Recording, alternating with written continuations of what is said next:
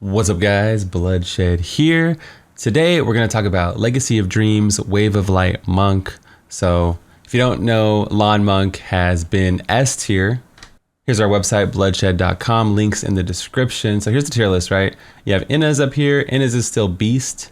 By the way, Inna's is like S++++ right now. It's really insane. I'm waiting to make the video on Inna's until we get the final patch notes, because it's a little bonkers still, even after all the changes, right?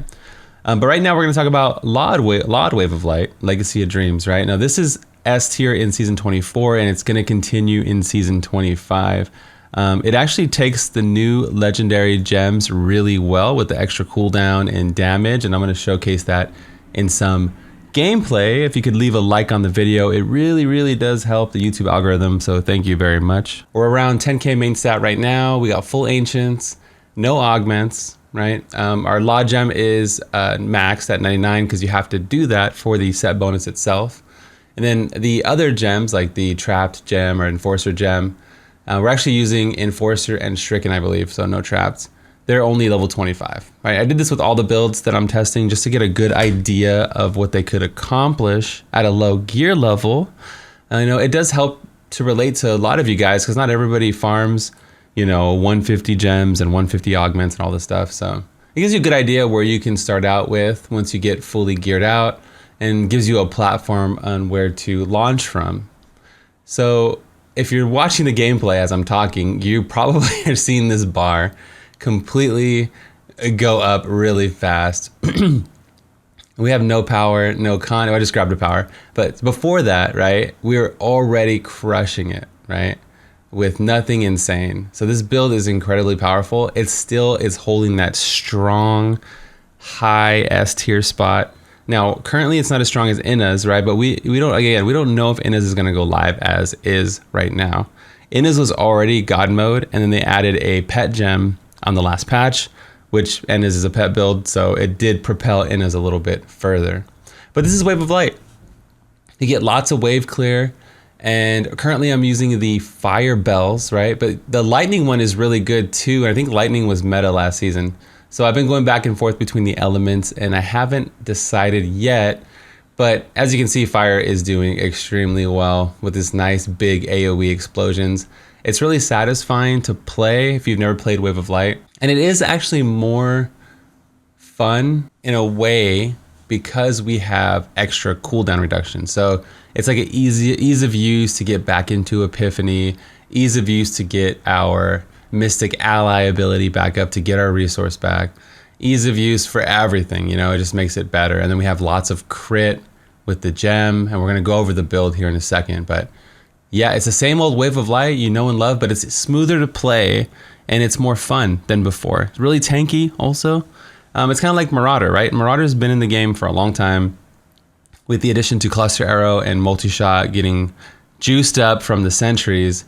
It's like same old Marauder, but it's more fun to play, more fluid. These gems do that to a lot of the builds. So the seasonal theme is the Soul Shard theme. They do that. They make them feel, I guess, more fluid or fleshed out. You get to add more stats to a build that didn't have it there before, right? And it's not just power stats. Obviously, they're stronger, but it's like you get the cooldown and the RCR and life on hit, elite damage. So now the gem has like 20 to 25% elite damage on it, which is basically like a Augiled set, right? So it's pretty good and fluid, and it affects a lot of builds in interesting ways like that, where you're just faster and it's just more fun overall. So by the time I'm done talking, this rift's almost over, but yeah, it even beats Rift Guardians. So here's the Rift Guardian. Don't forget to check, again, the website, bloodshed.com, for the latest and greatest version of the build, as things change. And I don't expect this to drop under S tier, but there might be some tweaks, there might be some different gems I decide to go with. But I am gonna show you the build in the video. And look at that go. Wave of Light traditionally doesn't have good single target for the Rift Guardian. But with the extra gem, the Terra gem, and all the power, it's pretty solid. You can see us just beasting it. So this is gonna be a season of just beast. There's like 5 to 10 builds that are just gonna be crushing high level GRs, right? So freaking seasonal theme, man. So here's the current iteration of the build. As always, if you're playing softcore, you're probably gonna go Squirt's Necklace and fish for those perfect maps, right? You wanna maybe fish for like an open map with only melee mobs, no range mobs, like maybe Golgors, Unburied, or you think about spiders, all these mobs that don't really have range attacks, so you can keep up squirts full time even. And then we have, Serenity to give us, blocking to block squirts also. But I usually play hardcore, so I probably will just go with the Hellfire Amulet with another damage passive, or go for some utility there. Wave of Light, Blinding Speed with Dashing Strike to get that dodge. Cyclone Strike with Implosion to pull enemies toward you. Serenity Ascension, Air Ally, Mystic Ally, and Desert Shroud. And then you can see the passives here. I'm still using the Poison Gem, and since Monk does not do poison damage, you should, unless there's a bug, you should have to put Poison as a primary skill. So I have it as a secondary, as a primary right there. You can see that I re-rolled the top affix line to get poison damage on there. It doesn't matter which one. If you don't know, when you hold down Wave of Light, it alternates weapons. That's why you need to have two good weapons, right? It's gonna, like when you're holding it down, it's gonna go Wave of Light from here, and then the game's gonna pull it from here, and it's just gonna keep rotating back and forth. So having two ancient weapons is good. I like to put cooldown everywhere. An ideal weapon would have damage percent, cooldown, and probably main stat. I think we have enough attack speed with the new Terror Gem in the helm. Your attack speed and crit are increased by 7% for each skill on cooldown. So I have kind of weird abilities because you want to have things on cooldown, right? But you still need Cyclone Strike to proc your Bindings of the Lesser God. So don't drop that, it's really important. And then Enforcer Gem, Stricken for that extra Rift Guardian kill. And the LON Gem, you need you need that gem to make it work. The Anguish Gem, right? Every time you deal the poison damage like we were talking about, you get cooldown and movement speed. That's pretty nice. And then the top affix, it increases your stack size to 15, so you get even more cooldown and even more movement speed, right? I'm using Unity, but again, if I was on hardcore, maybe you drop Unity and you can use Stone of Jordan or something like that. The new Blackthorns that got buffed in the last few seasons, they actually have a elemental affix on them, so you can get fire damage here. Stonies, you should have Desert Shroud up full time, and that'll give you enough to not get the negative effects of Stone Gauntlets there. Lefebvre, because we're using Cyclone Strike, it's going to give us damage reduction. Fire, because it's a fire build right now. If I was going Lightning, then I might use Talrasha chest piece for that extra attack speed, or something else. Maybe Aquila, I don't know. It would drop off, but Tyrael's Might, something like that.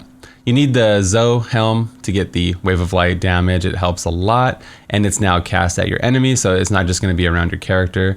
Pinos Pride for Wave of Light. It slows them. It's really good just for crowd control, and nice to get a hold of everything.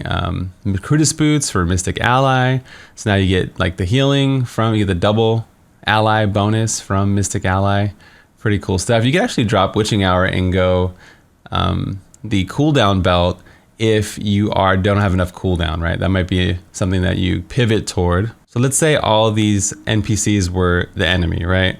You're pretty much gonna spam all your buttons because you gotta keep everything on cooldown with the Terror Gem. So like this, right? Once they're all pulled in, this would arguably be before Fire Cycle. So I think Lightning is before Fire in this build. No, it's not. Maybe Cold. So right before your Fire Cycle, so right now you spam everything and then you jump away and then start DPSing. That way you're max range through fire and they have all their buffs and procs on everything, right? And that's pretty much all you do.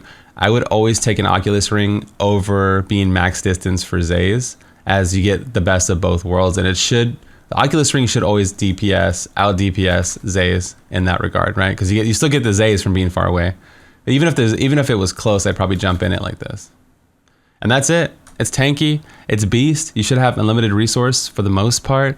You have a perma Desert Shroud and all your abilities just kicking in. This is your on-demand resource button. You get 100 spirit, right? And we're constantly getting resource back. We have Zodiac Ring in here. So as we're using our spender, which is nonstop, we're lowering the cooldown of everything. It's pretty awesome. You can see we have 36% cooldown. Once the gem is kicking in, we get a lot more CDR from that also. An oldie but a goodie. Let me know what you guys think of LON Wave of Light. I got more videos coming. I'm trying to pump out the content. Well, we have the PTR. It's so valuable to be able to have unlimited resources, test everything with the legendary gems. Once the PTR goes down, then I have no gems anymore. Then I have to just theory craft it based on my experience. So now I have like tabs and tabs of gems everywhere. You can see all the different affixes and all the different possible combos. There is only 4 different affixes, but you can get like poison, physical, so then you need the right element. Some of them have, this one has attack speed.